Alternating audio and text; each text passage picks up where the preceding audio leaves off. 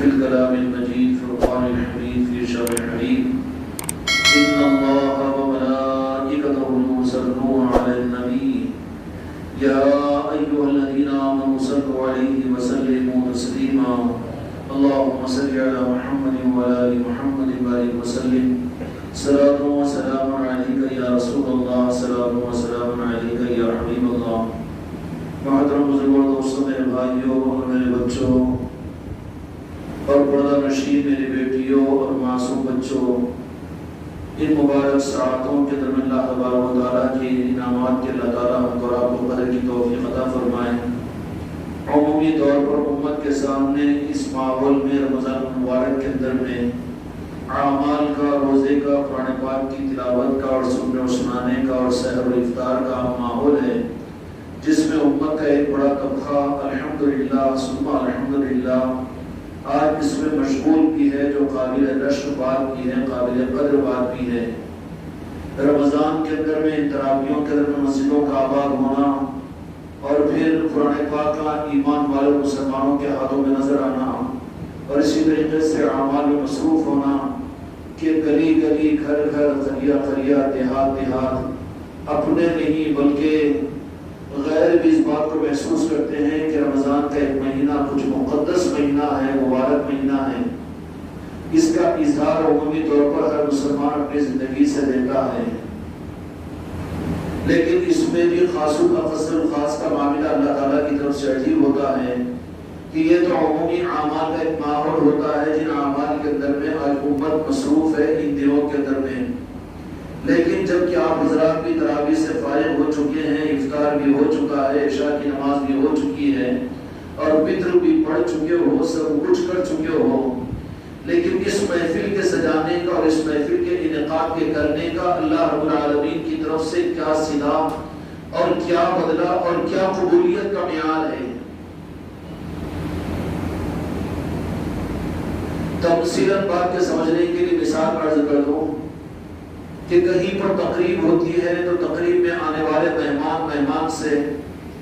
مہمان نوازی سے مستفید ہو کر چلے جاتے ہیں، مبارکبادیاں دے دیتے ہیں، لیکن ان میں بعض مہمان وہ ہوتے ہیں جو صرف تقریب میں شرکت کے لیے نہیں آتے، بلکہ تقریب کے بعد میں بھی وہ ان کے اصل کام شروع ہوتے ہیں۔ وہ یہ اس بات کا ثبوت ہوتا ہے کہ تقریب میں آنے والے صرف مہمان نہیں، میزبان نے ان کو مہمان کی صورت میں نہیں رکھا بلکہ میزبان نے انہیں اپنے خاص مہمانوں میں شامل کیا ہے۔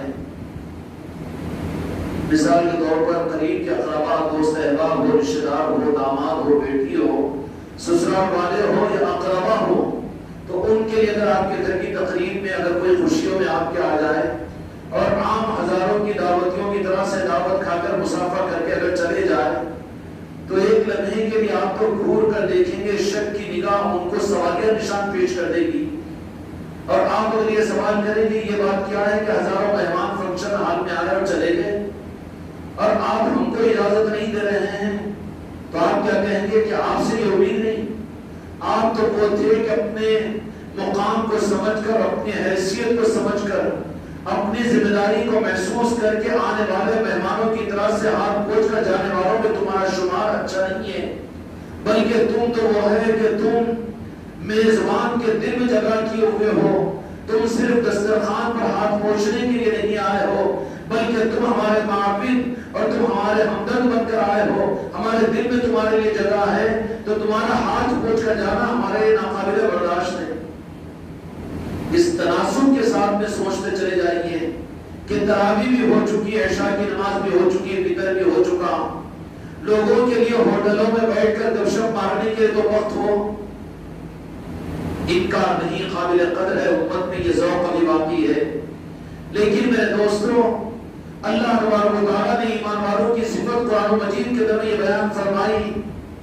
دو جہاں کے مالک میرے آقا حضرت محمد مصطفیٰ صلی اللہ علیہ وسلم کے بارے میں قرآن مجید میں اللہ تعالیٰ نے فرمایا کہ میرے محبوب تم اپنی امت کے بارے میں، جس کا مفہوم عرض کر رہا ہوں، اپنی امت کے بارے میں بڑے حریص ہو، حریص عزیز علیکم وعنیتم، کہ تم حریص ہے۔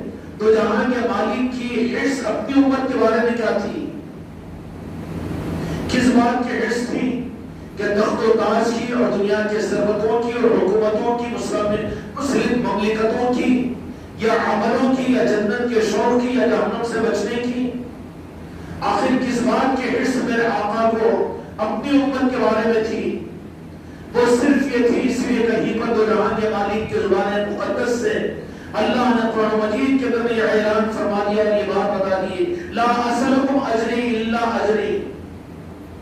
یہ فرمایا کہ میں کسی بات کا بدلہ تم سے نہیں چاہتا ہے میری امت۔ یہ تقاطع قرآن مجید کی صورت میں قیامت تک آنے والی امت سے ہے کہ میں نے تم تک دین پہنچایا، شریعت پہنچائی، قرآن پہنچایا، جنت کا راستہ تمہیں بتایا، قرآن پاک کے 30 پارے میں نے تمہیں دیے، رمضان کے روزے میں نے تمہیں دیے، تراویح کو سنت بنا کر میں نے تمہیں عطا کیا، دن کے روزوں کو فرض میں نے تمہیں دیا، سب کچھ دین کا ایک ایک جز دیا ہو، فرائض کی صورت میں، فطر کی صورت میں، واجبات کی صورت میں، نوافل کی صورت میں، سنت کی صورت میں، مستحبات کی صورت میں۔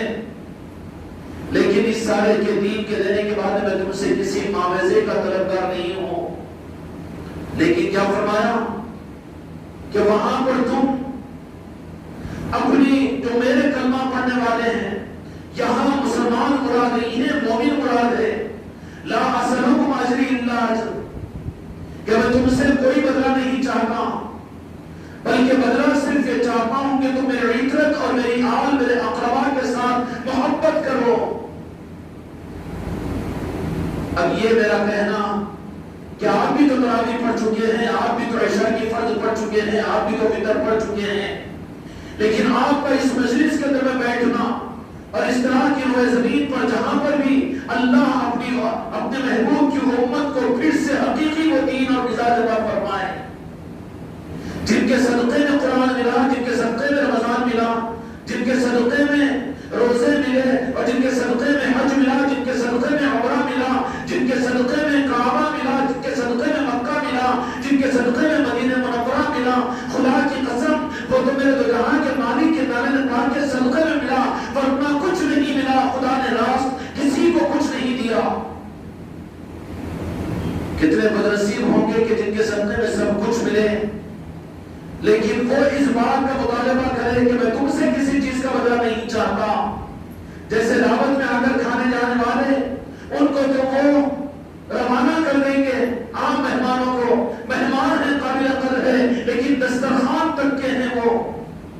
لیکن اس کے بعد اگر کوئی خاص اگر لوگ ہو اور وہ بھی مسافر کر کے جانے کے لیے آپ سے مسافر کرے تو فوراً ہاتھ کو پکڑ کر اس کو احساس دلا دیں گے کہ تم بھی وہ مہمانوں کی طرف سے یہ کیسی جفا کشی ہے اور کیسی بے وفائی ہے۔ کھا کر جانے والے ہزاروں ہیں، لیکن تم وہ نہیں جو کھا کر چلے جائے، بلکہ تمہارا کام تو ہے کہ رکنا۔ روکا جائے گا نا، روکا جائے گا، آخری درجے کی بات ہوگی۔ ظرف والے ہوں گے تو خود رکیں گے۔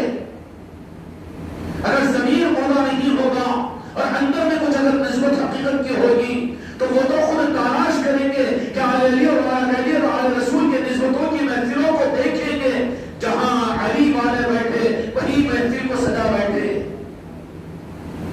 آج مسلمان فضیلتوں کے بیانوں کو سننے کے لیے، علم کے نکات کو معلوم کرنے کے لیے، حج کے فضائل کے معلوم کرنے کے لیے اور دین کے فضائل کے معلوم اپنے لیے تاجر بن کر اپنے عمل اور اپنے جنت اور اپنے جہنم کے مسئلوں کے لیے تو خوب سننے کو تیار ہوتا ہے، لیکن مسلمان ہے یا مومن نہیں۔ اگر مومن ہوتا تو پھر یہ آیت اس کو اطمینان سے نہیں بیٹھنے دیتی، بلکہ وہ اس بات کا ثبوت دیتا کہ تو جہاں کے مالک میرے آقا نے فرما دیا کہ میں نے تم کو سب کچھ دیا، اس کا کوئی بدلہ نہیں چاہتا، میں تم سے صرف یہ چاہتا ہوں کہ میرے اقربا کے ساتھ محبت کرو۔ کیا یہ محبت ہے؟ کیا 10 رمضان ہے آج کا دن امت کیوں بھول گئی؟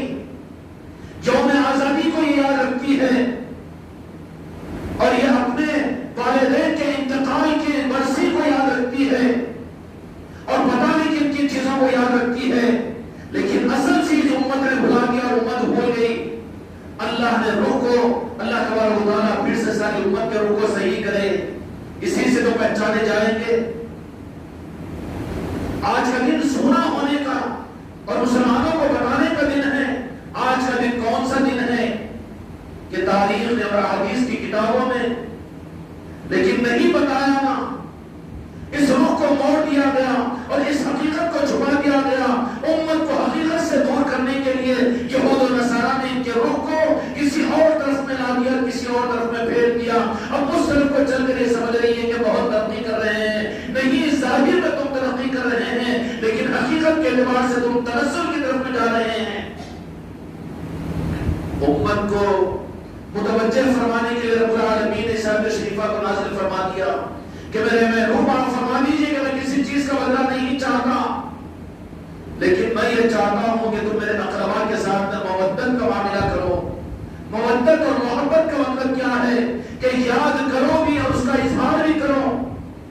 آج کا دن مسلمانوں کی مسجدوں میں سونا کیوں ہے؟ صرف کلامیر سے اپنے سلام کو پھیر کر باہر کیوں نکل رہے ہیں؟ اگر صحیح رخ ہوتا تو پھر آج کے دن کی کوئی اہمیت نہیں ہے.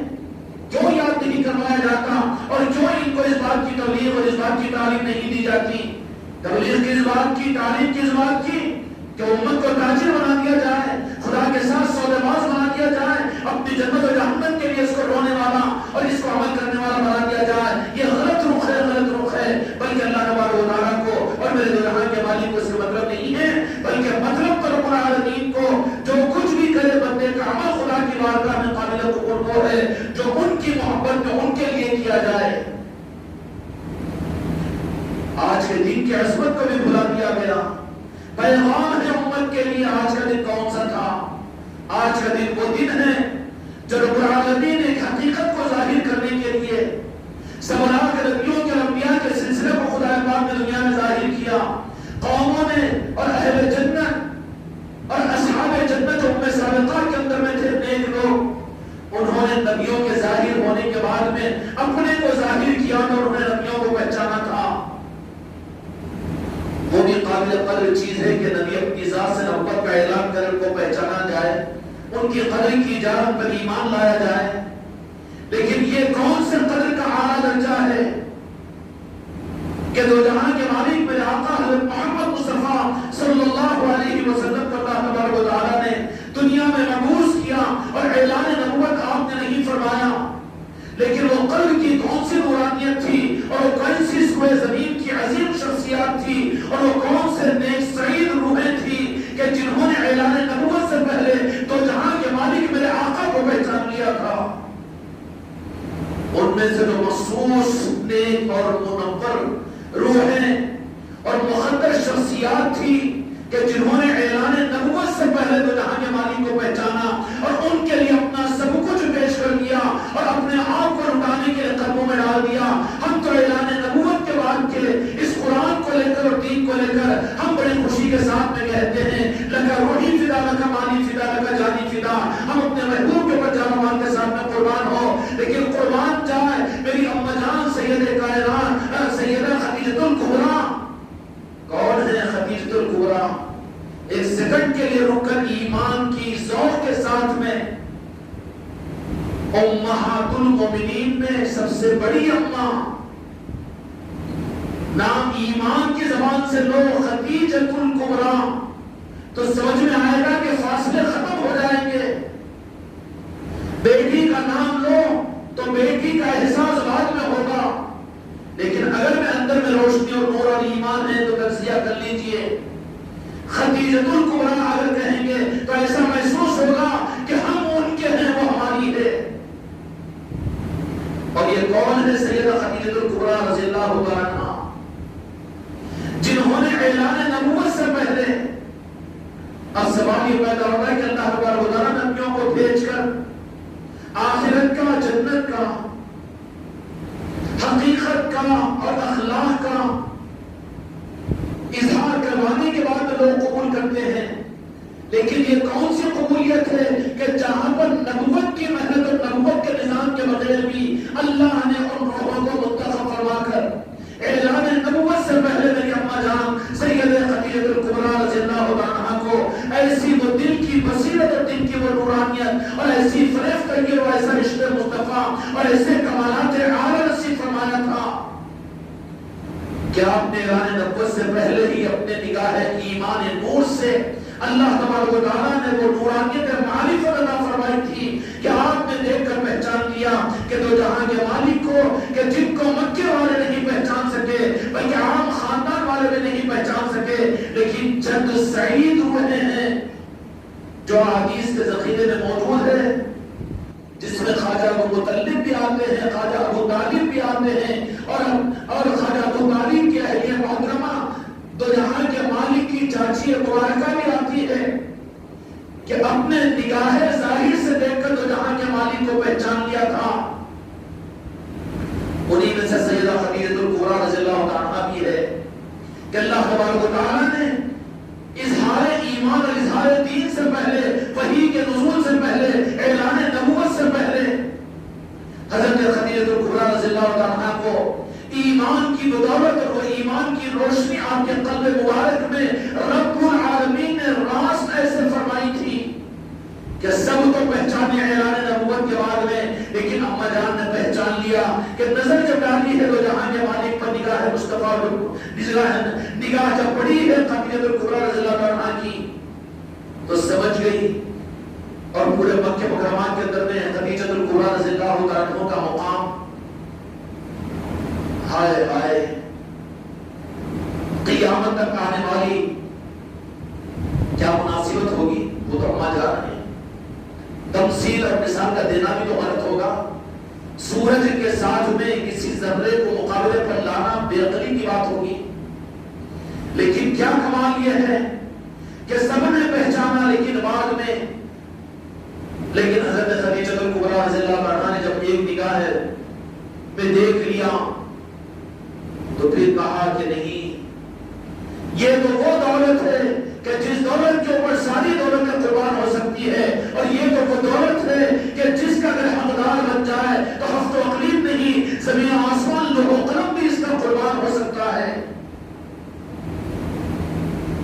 حالات کچھ ایسے بنے کہ سیدہ خدیجہ الکبریٰ رضی اللہ عنہا مکہ مکرمہ کے اندر میں اتنی زیادہ فصاحت اور بلاغت والی، اور اللہ تبارک و تعالیٰ نے وہ عصمت حضرت سیدہ خدیجہ الکبریٰ رضی اللہ عنہا کو خاندانی اور قبیلے کے اعتبار سے عطا فرمائی تھی کہ مکہ مکرمہ کے اندر میں آپ کی رائے اور آپ کا کسی معاملے میں کوئی فیصلہ کرنا، سارے مکے والے آپ کو سب سے زیادہ سمجھدار بردوبار سمجھتے تھے، اور حسن و جمال کے اعتبار سے بھی اس درجے کا کمال جن پر چودہ رات کا چاند میں خدا کی قسم قربان ہو، سیدہ خدیجہ الکبریٰ رضی اللہ عنہا کو اللہ نے ظاہری حسن و جمال کے ایسا عطا فرمایا، اور عفت و پاکیزگی کا وہ معیار کہ حضرت مریم علیہ السلام بھی شرمائے، کیا مناسبت ہو سکتی ہے؟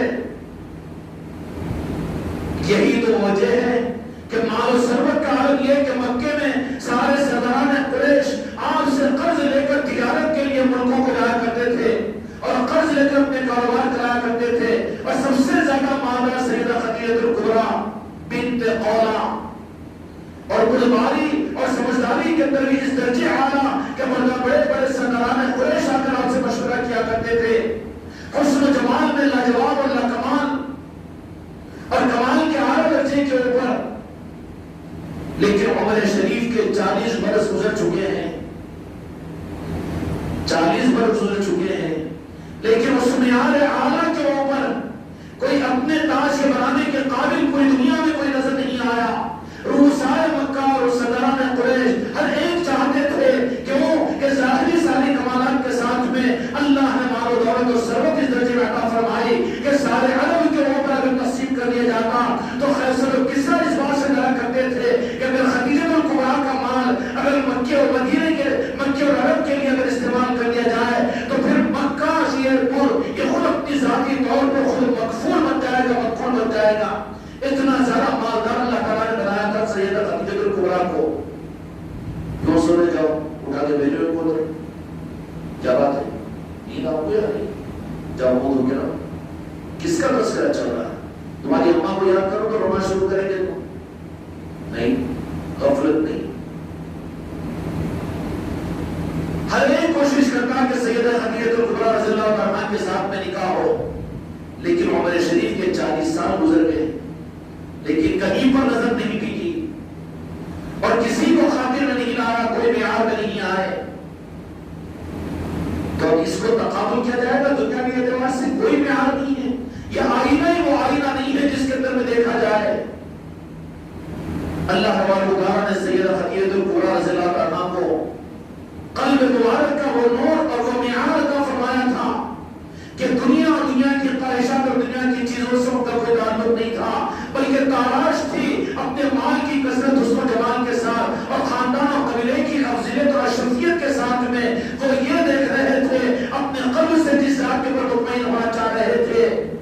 عمر شریف کے 40 سال گزر گئے لیکن کسی رشتے کو قبول نہیں کیا۔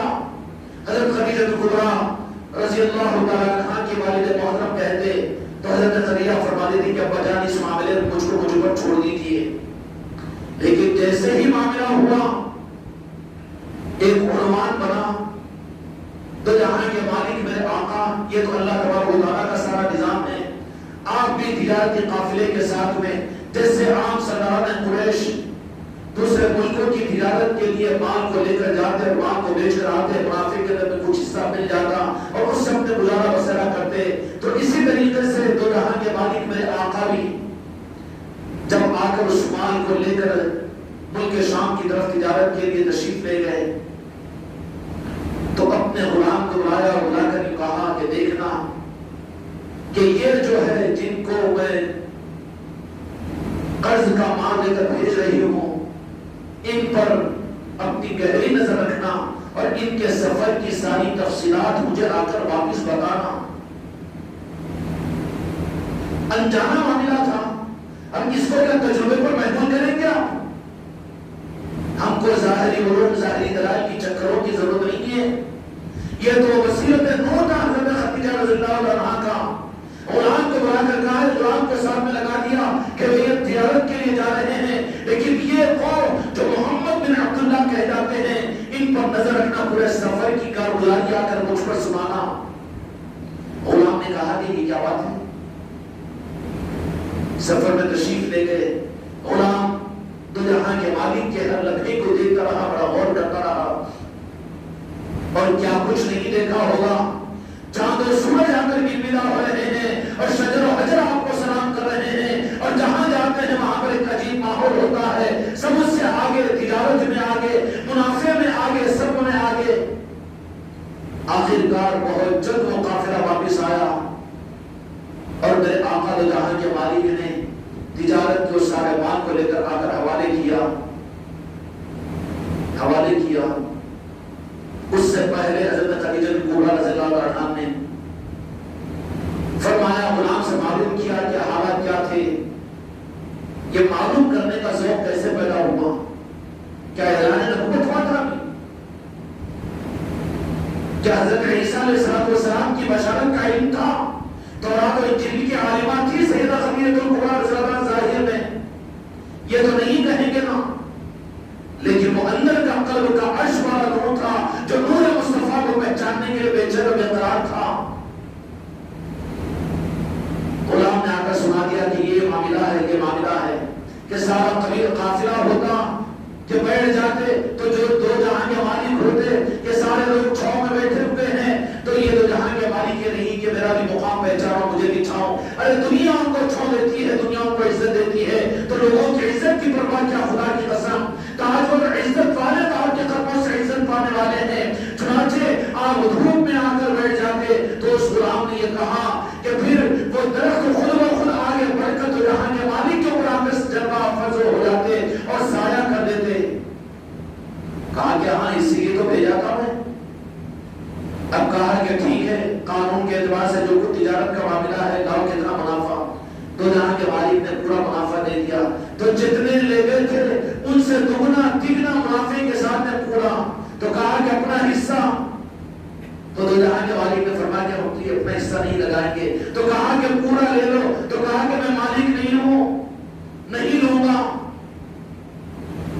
تو سمجھ لیا، تصدیق ہو گئی، کیوں کہ ولی را ولی شناخت، خیر والے خیر والوں کو جانتے ہیں، نور والے نور والوں کو پہچانتے ہیں، ظلم والے نور والوں کو کیا پہچانیں گے۔ سیدہ خدیجہ کبریٰ رضی اللہ عنہا نے فرمایا کہ ٹھیک ہے، کچھ عطا فرما دیا، اور اس کے بعد میں سیدہ خدیجہ کبریٰ رضی اللہ عنہا نے خود اپنی طرف سے خواجہ مطلب کے پاس میں اپنا رشتہ بھیجا اور کہا کہ اس رشتے کو قبول کر کے احسان کیا جائے۔ جہاں کے رشتے کے لیے سرداران قریش بے چین اور اپنی کوششوں میں فیل ہو چکے ہو، لیکن وہیں سے یہ رشتے کو بھیجا جا رہا ہے اور بغیر کسی چاہت کے تو جہاں کے مالک کے پاس یہ رشتہ آ رہا ہے. تو بتاؤ کہ سردار قریش نے بھیجا یا کوئی غیبی نظام قدرت تھا جو یہ سارا نظام چلا رہا تھا؟ نتیجہ یہ نکلا کہ تو جہاں کے مالک نے اس رشتے کو قبول کیا. نظام تو سارا بنا ہوا تھا. وہ خوش نصیب ہے سیدہ خدیجہ الکبریٰ رضی اللہ عنہا نے کہ جیسے ہی دو جہاں کے مالک کی نسبت مل گئی، اس کے بعد دو جہاں کے مالک نے یہ بات فرما دی کہ جو کچھ بھی مال اور دنیا کے اسباب اور وسائل ہے، ان وسائل اور اسباب کے معاملات کے مالک تو تم ہو. تو سیدہ خدیجہ الکبریٰ رضی اللہ عنہا نے فرمایا ہوگا، الفاظ نہیں جانتا لیکن قبول کیجیے سیدہ خدیجہ الکبریٰ دو جہاں کے مالک بھی یہ فرمایا ہوگا کہ جب میں ہوں خود آپ کے قدموں میں ہوں تو پھر میرا مال و دولت میرا کیسا ہوگا؟ جب میں نہیں ہوں آپ کے قدموں کی خیرات کرنے کے لیے تیار ہوں تو سب کچھ کے مالک ایک لفظ میں سیدہ خدیجہ الکبریٰ رضی اللہ عنہا نے دو جہاں کے مالک کو بلا دیا. کہا کہ میرے پاس بھی یہ دنیا رہے گی تو میں تو غریبوں کو کھلانے والا، لنگروں کا لٹانے والا، مسکینوں کی مدد کرنے والا، فقراء مہاجرین کے اوپر خرچ کرنے والا، یہ مال میرے پاس میں نہیں رہے گا. سیدہ خدیجہ الکبریٰ رضی اللہ عنہا نے فرمایا کہ برغبت اور رضا میں چاہتی ہوں کہ اس مال کو آپ اپنے ملک میں قبول فرما کر خوب لٹائیے. میری مریدان بھی اس بات کو اچھی طرح سے سوچے کہ جو اپنے شوہروں کے مہر کے مال ہی کو اپنے لیے سب کچھ سمجھتی ہو، یہ مزاج اہل طریقت کا نہیں ہے. اور عورتوں کا یہ مزاج نہیں، بد مزاجی ہے کہ مرد کے مال کو اپنا مال سمجھا جائے، بلکہ اصول تو یہ ہے کہ اپنے مال کو بھی، اپنے آپ کو بھی تو اپنے مردوں کا مال سمجھا جائے. جو مال میں اپنا حصہ کاٹنا عورت جو جانتی ہے وہ سچی اور اخلاق والی عورت نہیں ہے. حضرت سیدہ خدیجہ الکبریٰ رضی اللہ عنہا نے یہ بتا دیا کہ سب سے زیادہ حریص اور سب سے زیادہ مالدار منقب ہے. اور ایسے مالدار عورت جب تو جہاں کے مالک کے قدموں میں آ کر تشریف لائے تو کہا کہ میں خود آپ کے نارے پاک کے نیچے اور میں خود آپ کے حوالے اور آپ میرے مالک ہیں، تو میرے مال کے بھی مالک افضل طریقت کے لباس سے آپ اس کے مالک ہے، جہاں چاہے خرچ کریں. وہ بیوی صحیح بیوی نہیں ہے جو شوہر کے مال میں اپنا حصہ کاٹ کر رکھے، بلکہ بیوی تو وہ بیوی ہے جو اپنے ہی کو تم نے جب اپنے آپ کو حوالے کر دیا ہو تو تیرے الگ کے مال کے سوچ کی تجھے تو بربادی کے راستے پر لے جائے گی. اس لیے میری بچیوں صحیح روح کو اختیار کرو. تمہارا مال تمہارا شوہر ہے، اس کا تاج ہے، اور تمہارے شوہر کا تاج اور تمہارے شوہر کی خدمت تمہارے لیے دنیا اور آخرت کے اندر میں سرخی کا تاج ہے. اگر تم نے اس کے بجائے اپنے شوہروں کے مال کو نظر رکھا، ان کی جائیدادوں کو نظر رکھا، ان کی آمدنیوں کو نظر رکھا، وہ بدخلق بیوی ہے جو اپنے شوہر کے دل کو توڑ کر اس سے اپنی تنخواہ کا حساب پوچھتی ہے اور اس کے وظیفے کو اپنے ہاتھ میں لیتی ہے. تو نے تو غلام بنا لیا اپنے شوہر کو، تیرا حشر کیسے حشر ہوگا؟ صحیح رخ تو یہ ہے کہ تو اپنے کو ان کے قدموں میں ڈال دے. کہاں پیر کی قدم بوسی کر کے پیر کو خوش کرے گی؟ تیرے لیے تو تیری قدم بوسی کے لیے تیرا شوہر سر کا تاج ہے. اور کیا مطلب کہ اپنے کو بھی، اپنے مال کو بھی، اپنی چاہتوں کو، اپنی خواہشوں کو، اپنی تمناؤں کو. سچی بیوی اور سچی مریدہ کی پہچان یہ ہے کہ تن من دھن کے ساتھ میں شوہر کی بیوی حقیقت میں وہ بیوی ہے. مہینے کی تنخواہ کا حساب پوچھنے والی وہ سچی بیوی نہیں ہے. وظیفے کا حساب پوچھنے والی وہ بیوی نہیں ہے. اور اپنے خرچ کے معاملات میں لوگوں سے اپنے شوہر کی شکایت کرنے والی ہوشیار رہنا وہ بیوی نہیں ہے. بلکہ بیوی، سچی بیوی وہ بیوی ہے جو تم اپنے شوہر کے دین کے مزاج اور دین کی لائنوں میں ان کے مددگار و معافی بن جاؤ اور کہو کہ میرے سر کے تاج، آپ سلامت ہے تو سر سلامت ہے، اور آپ کی مرضی کے لیے تو خود ہم اپنے کو قربان کرنے کو تیار ہے. تو پھر ہم تم سے کٹ کر ہمارا اپنا مال، ہماری اپنی آمدنی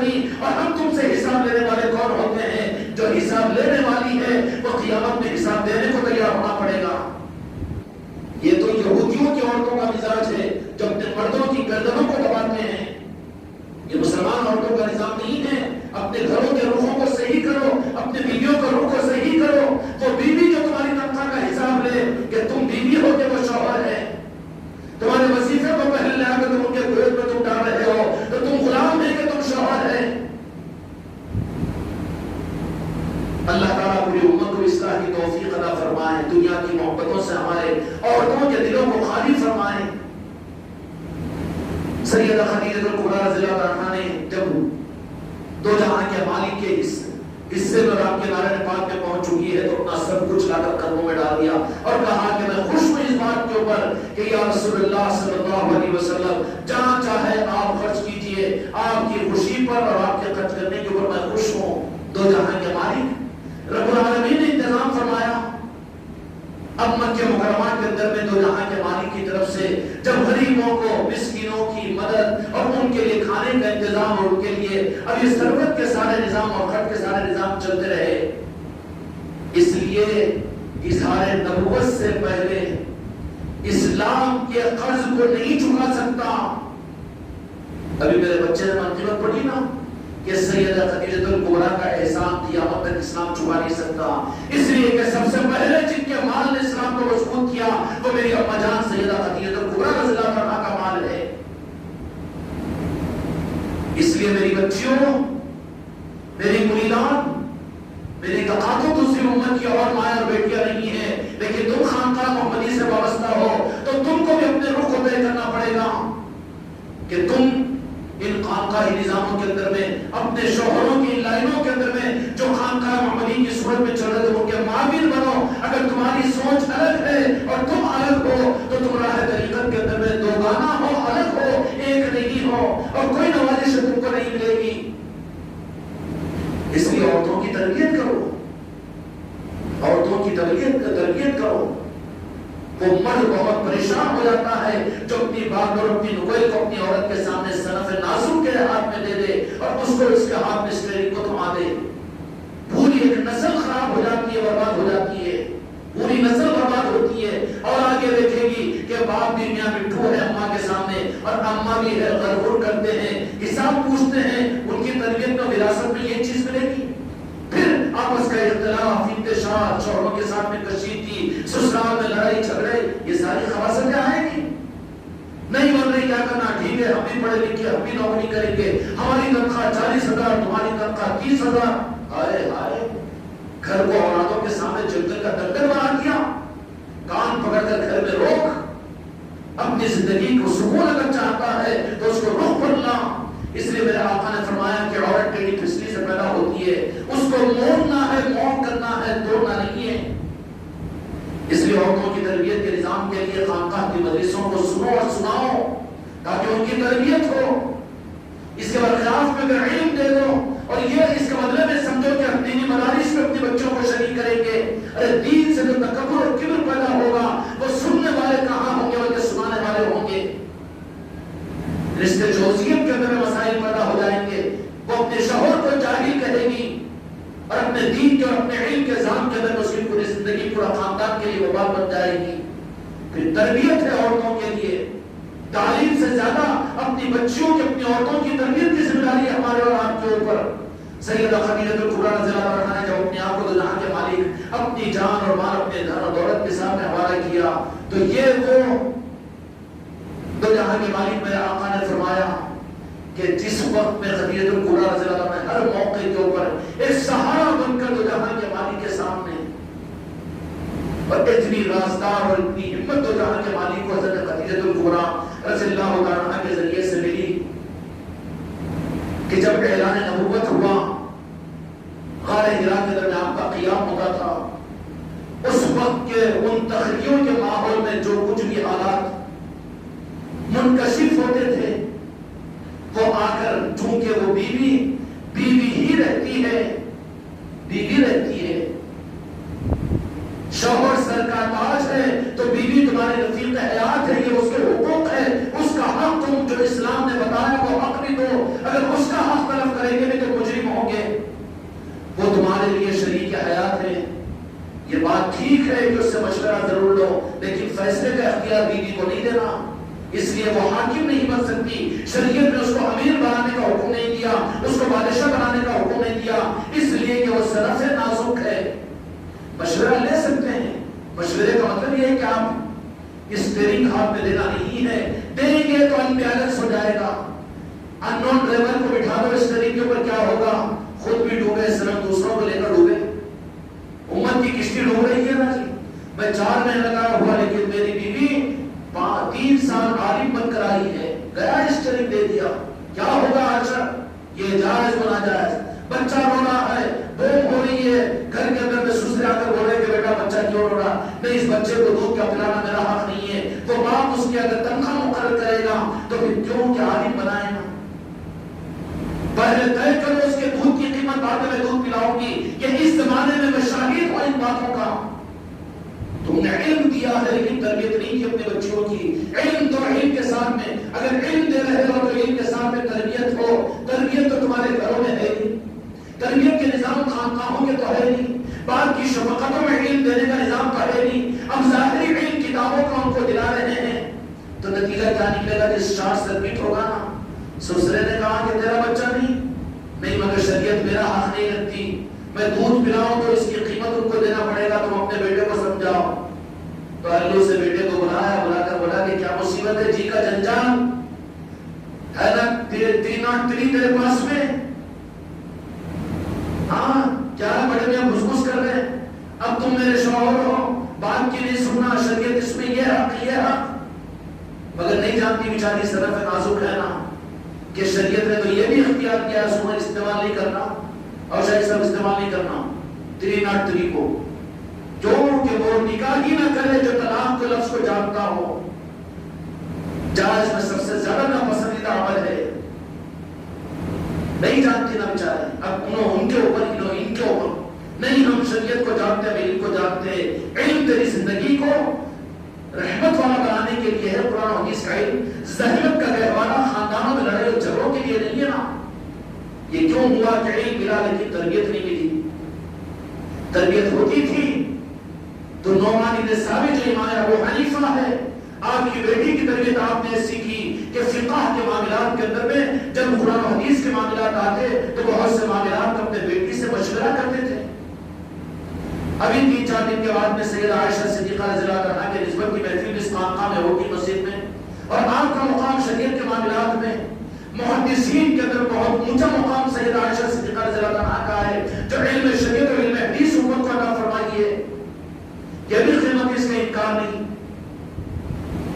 خیر حضرت خدیجہ الکبریٰ رضی اللہ عنہا نے اپنا سب کچھ تن من دھن کے ساتھ میں حوالے کیا، اور یہی وہ وجہ تھی کہ دو جہاں کے مالک نے سیدہ خدیجہ الکبریٰ رضی اللہ عنہا کو اپنا موچی اور اپنے لیے دل کی تسکین اور سکون کا سامان اس درجے میں محسوس کیا کہ مکہ مکرمہ کے اندر اس طرح کے کوئی حالات پیدا ہو جاتے ہیں، ظاہر کے نہیں، اللہ قابل بناتا ہے، اللہ قابل بناتا ہے۔ اس لیے کوئی اگر مریدین ہمارے سامنے اپنے بیویوں کی بے وجہ کی شکایتیں کرتے ہیں تو ہم تو یہی کہتے ہیں کہ قسمت کا روپ تیری قسمت کا بھگت ہو، اس لیے کہ اگر تو صحیح ہوتا تو تجھے ایسی بیوی نصیب ہوتی نا۔ میرے آقا نے فرمایا کہ آدمی کی سعادت میں یہ ہے کہ اس کو نیک دل بیوی، شکر گزار بیوی مل جائے۔ اس لیے میری بیٹیوں، شکر گزاری کو اپنا شیوا بناؤ، شکایت کے مزاج کو ختم کرو، جو کچھ بھی ہے اس کے اوپر شکر ادا کرو۔ ایک وقت کا کھانا میسر ہے تو یہ سوچو کہ کسی کو ایک وقت کا کھانا نہیں، آدھی روٹی مل رہی ہے، مجھے میرے سر کے تاج کی سرپرستی میں ایک وقت کا کھانا تو مل رہا ہے۔ لوگوں کو 5000 کی ساڑی رمضان کی عید الفطر کو ملتی ہوگی، لیکن میرے شوہر نے مجھے 200 کی ساڑی تو لا کر پہنایا ہے، اس پر شکر ادا کرو۔ یہ شکایت ہے جو رب کو ناگوار گزرتی ہے، کیا ہوتی ہے؟ اپنا ٹاپک نہیں ہوگی، میں سن رہے نہیں، زمین میں سو رہے ہوں، اللہ کو ناگوار گزرتی ہے۔ شکر کا مزاج پیدا کرو میری بچیوں اپنے اندر میں، اللہ کا شکر ادا کرنے کا مزاج۔ اس کے لیے کیا ہے؟ اٹھتے بیٹھتے الحمدللہ، اللہ تیرا شکر ہے، الحمدللہ۔ اس لیے میرے آقا نے فرمایا کہ تربیت عورتوں کی کیا کرو، اس لیے کہ وہ تو سیدہ خدیجہ الکبریٰ کی تربیت کیا تھی بلکہ عرش سے وہ تیار کی ہوئی تھی، رب نے ان کی تعلیمات اور ان کو نورانیت عطا کی تھی، ان کی تربیت کی بات نہیں ہے، لیکن تم کو مجھ کو اپنی عورتوں کی تربیت تم کو مجھ کو کرنی ہے۔ اپنے بیویوں کو اس بات کی تعلیم دے کہ جو کچھ اللہ نے دیا اس کے اوپر شکر ادا کرو، اور میری بچیاں الحمدللہ کہا کریں، شکر ادا کریں۔ تکلیف ہو تو یہ کہیں کہ 1000 نعمتیں ملی، اس کے مقابلے میں تکلیف کی شکایت میں کیوں کروں؟ سمجھ میں آ رہی بات؟ اس بات کی تربیت کرو اپنے گھر کی عورتوں کو، اس سے تمہاری دنیا کی زندگیوں میں سکون بھی ملے گا۔ اور ان بچوں کے لیے کیا ہونا چاہیے؟ اسماء خدیجہ الکبریٰ۔ اب آخری بات عرض کر دوں، امہات المومنین ہیں کون؟ خدیجہ الکبریٰ، جتنے میرے آقا کے دو جہاں کے مالک کے ازواج مطہرات ہیں، وہ مومنین کے مائیں ہیں۔ امہات یہ حدیث مطلب امہات المسلمین نہیں ہے، کیا ہے لفظ؟ امہات المومنین ہے۔ کلمہ پڑھ کے مسلمان بنا، ابھی انٹرنس نہیں ہوا اس کا، تو جہاں کے مالک سے دل و جان سے زیادہ میرے آقا سے محبت کرے گا، مومن بنے گا، تو مومن بنے گا کہ تجھے میرے آقا کے قدم اندر میں لیں گے، تب کہیں جا کر تجھے حق ہوگا کہ میرے آقا کی ازواج مطہرات کو تو اپنی ماں کہے۔ امہات المومنین میں سیدہ خدیجہ الکبریٰ رضی اللہ عنہا سب سے بڑی امہات المومنین، مومنین کی سب سے بڑی ماں ہے، سب سے بڑی زوجہ محترمہ ہے۔ بہت لمبی بات ہو جائے گی، لیکن چلو جو بات ہے اللہ کرے کہ سمجھ میں آ جائے اور سمجھا دے۔ سب سے بڑی درجے میں ظاہری طور پر سب سے پہلے جو نکاح دو جہاں کے مالک کا ہوا وہ حضرت خدیجہ الکبریٰ یعنی مومنین کی سب سے بڑی ماں ہے۔ سمجھ میں آئی بات؟ اب نہیں تو ذرا گھر کو جانے کے بعد میں میری اماں جان کا دل سے اور ایمان کی زبان سے نام لو، خدیجہ الکبریٰ۔ دل کو اگر سکون محسوس ہو تو سمجھ لینا کہ تم مومن ہو۔ خدیجہ الکبریٰ خدیجہ الکبریٰ نہیں، نام میں کتنی لچک ہے، کتنی محبت ہے۔ اور بھی تو امہات المومنین ہیں، ام سلمہ بھی ہے، اور حضرت عائشہ صدیقہ بھی ہے، حضرت حفصہ بھی ہے، یہ بھی تو ہے نا، لیکن وہ بھی ہماری امہات المومنین ہیں۔ لیکن سیدہ خدیجہ الکبریٰ رضی اللہ عنہا کی نام کی لذت مومنین میں مومنین کو محسوس ہوگی۔ کیوں کہ ساری امت اور اہل شریعت کے لیے تو امہات المومنین، مومنین کے لیے امہات ہے، مائیں ہیں، لیکن یا سیدہ آپ کے قدموں پر ہماری نسلیں قربان۔ سیدہ خدیجہ الکبریٰ رضی اللہ عنہا کی ذات وہ ہے جو مومنین میں اہل طریقت اور عارفین کے لیے اماں سے زیادہ وہ نانی ہے، ماں کی ماں ہے۔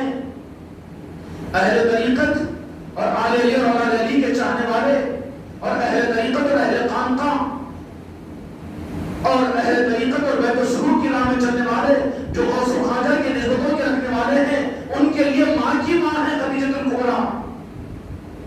سمجھ میں آ رہی بات؟ امہات المومنین عام مومنین کے لیے ہے، عام مسلمانوں کے لیے نہیں، لیکن مومنین کے اندر بھی جن کو آل علی اور اولاد علی کی نسبتیں ملی اور دو جہاں کے مالک نے اور قربت انہیں عطا فرما دی، اور جن کو اپنی آل کے ساتھ میں نسبتیں عطا فرما دی، ان کے لیے تو ماں کی ماں ہے سیدہ خدیجہ الکبریٰ۔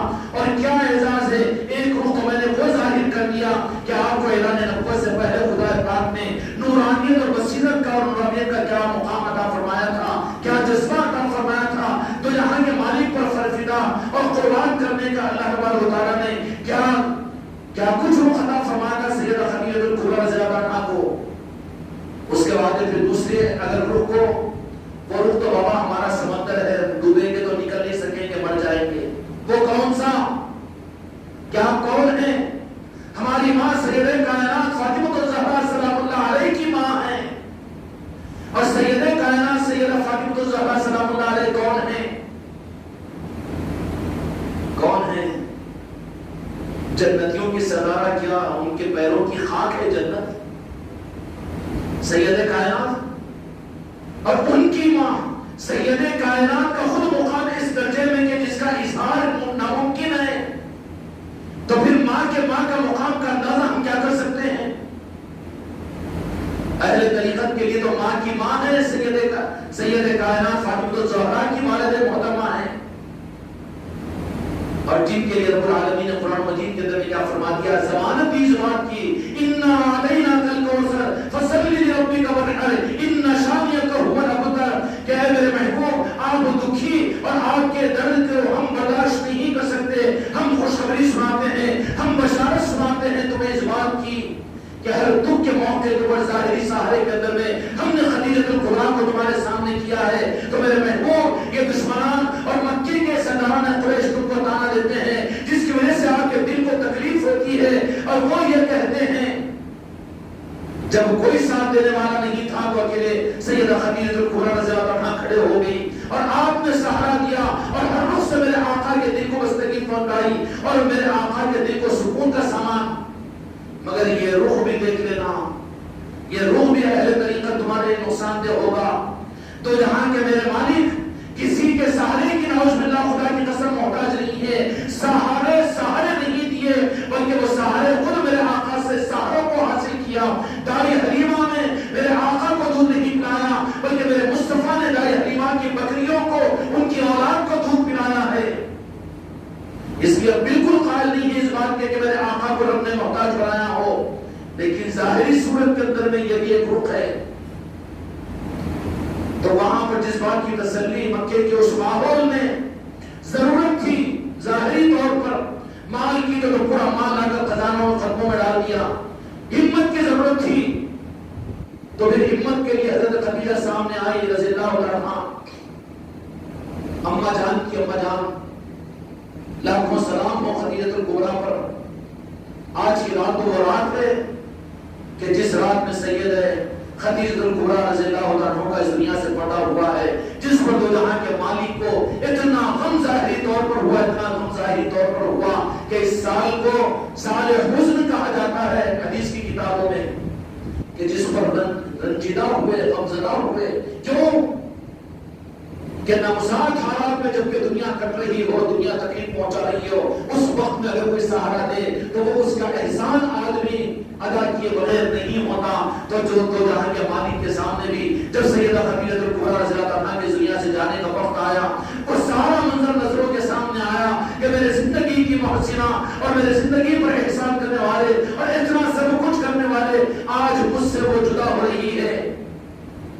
تو رب العالمین نے یہ بھی تو خوشخبری دے دی سیدہ خدیجۃ الکبریٰ رضی اللہ عنہا کے ذریعے سے۔ یہ تو فیضان بھی تو وہاں سے خدا پاک نے قرآن مجید کا جوڑ دیا کہ جب میرے آقا کو اس بات کا تانا کیا کفار سرداران قریش نے کہ آپ کے شہزادے اور صاحبزادے حضرت قاسم جب آپ کا وصال ہوا اور اس دنیا سے پردہ ہوئے تو نرینہ اولاد نہیں تھی، تو ان لوگوں کو یہ موقع مل گیا کہ اب آپ کی آہ تو آگے نہیں چلے گی، آپ لاملد ہو جائیں گے، آپ کی نسل آگے نہیں چل سکے گی۔ تو رب العالمین نے آیت شریفہ کو نازل فرمایا کہ لاملد آپ نہیں، آپ کا دشمن نامراد ہوگا، اور آپ کا دشمن ہی خود خسارے میں ہوگا، بلکہ آپ کی اولاد کے نظام کو ہم ایسا چلائیں گے جو قانون انسانیت کے خلاف میں ہوگا، کہ عام لوگوں کی آل تو ان کی نرینہ اولاد سے چلتی ہے، لیکن ہمارے محبوب آپ رنجیدہ اور مایوس مت ہوئیے۔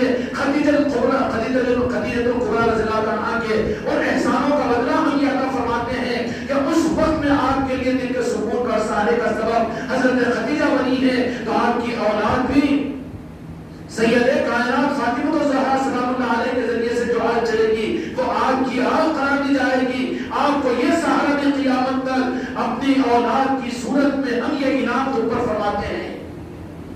چنانچہ ہوا کیا کہ سیدہ خدیجہ الکبریٰ رضی اللہ عنہا کی شہزادی اور صاحبزادی سید فاطمہ الزہرا سلام اللہ علیہ، اللہ تعالیٰ نے وہ مقام اور وہ عظمت عطا فرمائی ہے کہ چند دنوں کے بعد وہ بھی موقع نے سنے نہ پہلے پرسوں ہوا نا، سید فاطمہ الزہرا سلام اللہ علیہ کی نسبت کی محفلیں سنے ہوں گے اور سنیے، واٹس ایپ اور یوٹیوب کے اوپر یہ مجلس ہیں، بار بار سنتے رہیے، ذوق ہونا چاہیے تمہارا۔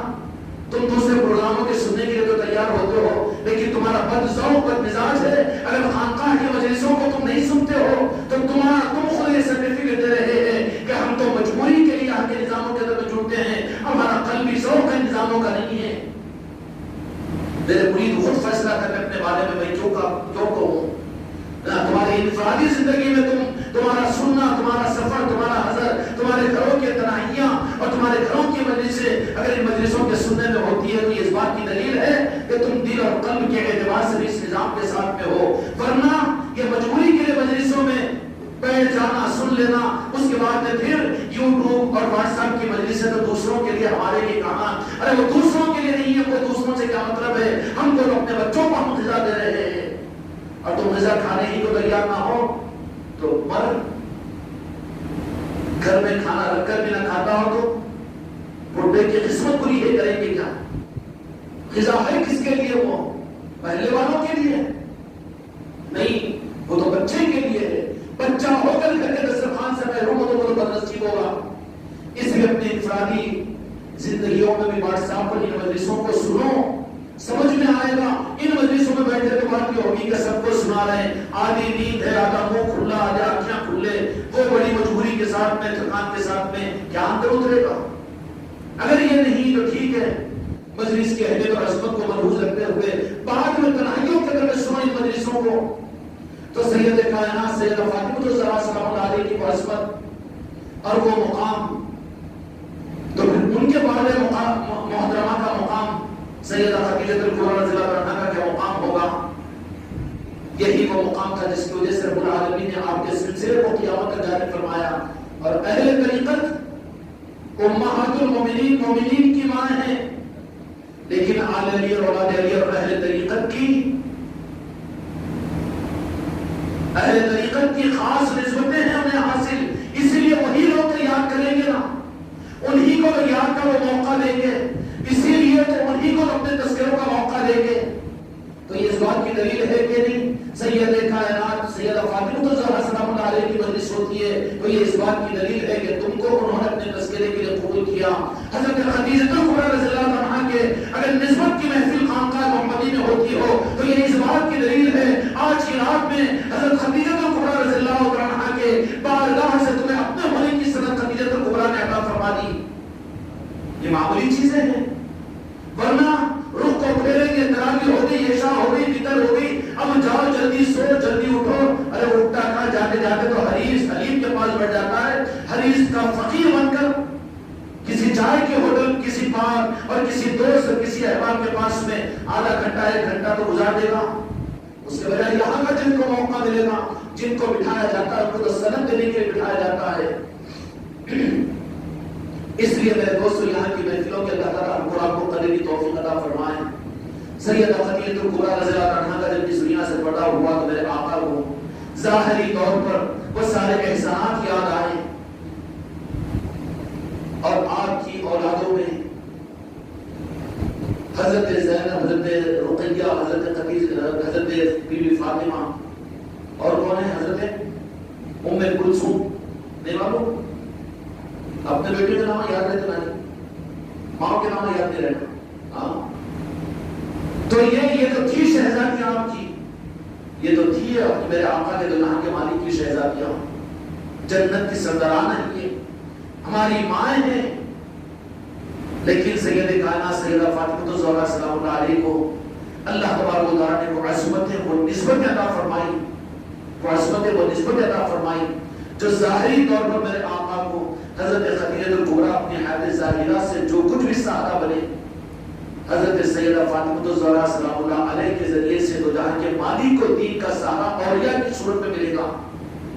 اس لیے دو جہاں کے مالک نے فرمایا کہ میں تمہارے درمیان میں دو چیزوں کو چھوڑ کر جا رہا ہوں، ایک تو قرآن پاک ہے، دوسرے اہل بیت ہے. یہ سہارا ہے جو سید کائنات کے ذریعے سے خدیجہ الکبریٰ کے ذریعے سے ملا. رب العالمین نے وہاں پر تسکین دلا دیا کہ میرے محبوب تمہارا دشمن ہی نامراد ہوگا، ناکام ہوگا، آپ کا نام تو دنیا میں روشن ہوگا، آپ کی آل کا تصرف اور فیضان تو دنیا میں چمکے گا. اللہ تعالیٰ اپنے کرم سے پوری امت کے روح کو پنجتن پاک کی طرف موڑنے کے فیصلے فرمائے. امت کے لیے خدا کی قسم اس کے علاوہ کوئی حق نہیں ہے. سارے دین کی قدر، سارے اعمال کی قدر، سارے کاموں کی قدر سب آنکھوں پر، لیکن اس میں اگر یہ دیکھ لو کہ وہاں پنجتن پاک کی نسبت نہیں ہے، وہاں پر آل علی و آل علی کی نسبت نہیں ہے، تو انجان ہو جاؤ، وہاں پر حق نہیں ہے. حق نہیں ہے، حق پنجتن پاک ہے، حق آل علی اور آل علی ہے. حق وہ ہے جو قرآن نے کہہ دیا کہ میرے محبوب آپ فرما دیجئے کہ میں تم سے کوئی بدلہ نہیں چاہتا، میں تم سے صرف یہ چاہتا ہوں کہ میری آل اور میرے اقربا کے ساتھ میں، اقربا میں سیدہ خدیجہ الکبریٰ نہیں آئیں گے. یہ کیسا ہے کہ اقربا کے نسبت کی محفل سے مسجدیں سنی، خانقاہیں سنی، مدارس سنی، سب کے تو جلسے ہوتے ہیں، ختم بخاری بھی کیا جاتا ہے اور سیرت النبی کے بھی جلسے ہوتے ہیں، لیکن امت کو کیا روک ہو گیا کہ پنجتن پاک کی نسبت کی محفلوں سے یہ دور ہو گئے.